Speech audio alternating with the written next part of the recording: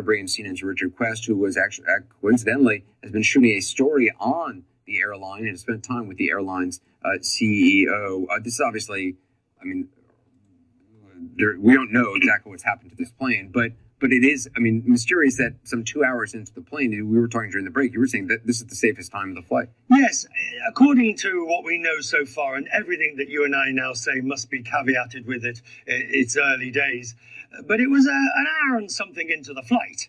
Now, this would be classed as the cruise portion of the flight. You break down the flight into taxi, take off, climb out, and then cruise. And so in that particular point of the flight, this is the safest part. Nothing is supposed to go wrong, if at all, in this part. The aircraft is on autopilot. The pilots are making minor correction and changes for height. As the plane burns off fuel, the plane will be going higher and higher. So this is extremely serious. It's always serious, obviously, but that it should have happened at this point in the flight, whatever had happened, whenever contact has been lost, that will make this a much more serious matter in that sense as to what happened. It wasn't taking off.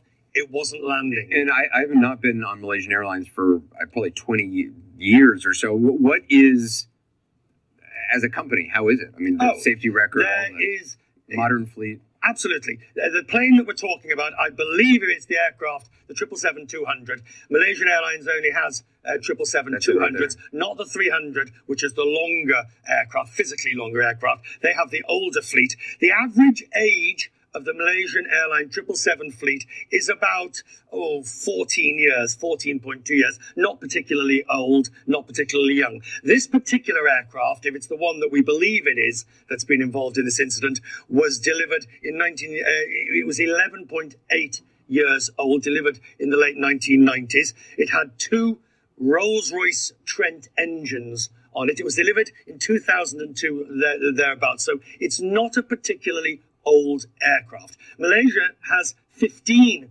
777-200s in the fleet. Extremely experienced operator of this type of aircraft. And is this owned by the government of Malaysia? Yes, well, it's an odd hybrid form of ownership. The government, the part of the float of the shares is in the private sector. Part of it is with the government. The government clearly owns the majority. So yes, it is a government. It is a national carrier of Malaysia, a carrier that's undergoing all sorts of transformation and reform and restructuring at the moment. The chief executive having to make it profitable once again. At its last set of results just earlier this year, they lost several $100 million. So it's a carrier that's in transition, none of which would affect safety, Sure. I have to tell you.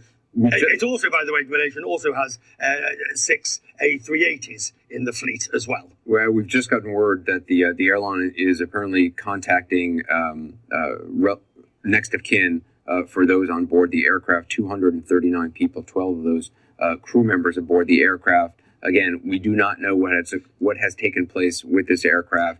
As I looked at the flight radar track of this aircraft on its route from Malaysia up to Beijing. Now, we believe it's over Vietnam where this incident happened, but it could just be a little bit further over, almost to the coast of China.